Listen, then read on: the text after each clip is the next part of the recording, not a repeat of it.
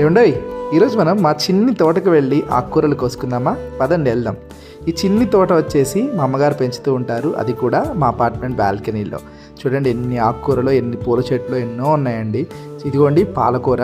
మాకు ఎండ సరిగా రాకపోయినా కొద్దిగా వస్తాయి ఆకుకూరలు. ఎండ బాగా రావాలండి ఆకుకూరలకైనా, పెంచుతూ ఉంటారనమాట చాలా కష్టపడి అమ్మగారు. ఇదిగోండి తోటకూర కట్ చేశారు, పాలకూర, కొంచెం చుక్కకూర ఉంది, చిన్న చెట్లు. అవి పాలకూర రావాల్సి ఉంది. కానీ వీడు ఈ ఆకుకూరతో పప్పు కానీ పులుసు కానీ ఏది చేసుకోండి సూపర్గా ఉంటుందండి. ఎందుకో చాలా టేస్టీగా ఉంటుంది. దీంతో నేను పప్పు చేశాను, రేపు పోస్ట్ చేస్తాను. చాలా బాగా కుదిరింది. ఇదిగోండి మెంతికూర, మెంతులు నానబెట్టుకున్నవి అలా చల్లేస్తే వచ్చేస్తాయి. మెంతికూర, పాలకూర, తోటకూర, అలానే పచ్చిమిరపకాయలు కూడా ఉన్నాయండి. కోస్తుంది చూడండి. మొన్న ఈ మధ్య కోసుకున్నాం బాగా. ఇప్పుడు 4 ఉన్నాయి పచ్చిమిరపకాయలు. చిక్కుడుకాయలు కూడా కోసుకున్నాం పోయిన 2 వారాల క్రితం. చూడండి పచ్చిమిరపకాయలు, ఇది మా చిన్న హార్వెస్ట్ అనమాట. ఒక్క మందార పువ్వు కూడా ఉందండి. చూడండి ఎంత బాగుందో. నచ్చితే లైక్ చేయండి. అంతే సంగతులు చిత్తగించవలను.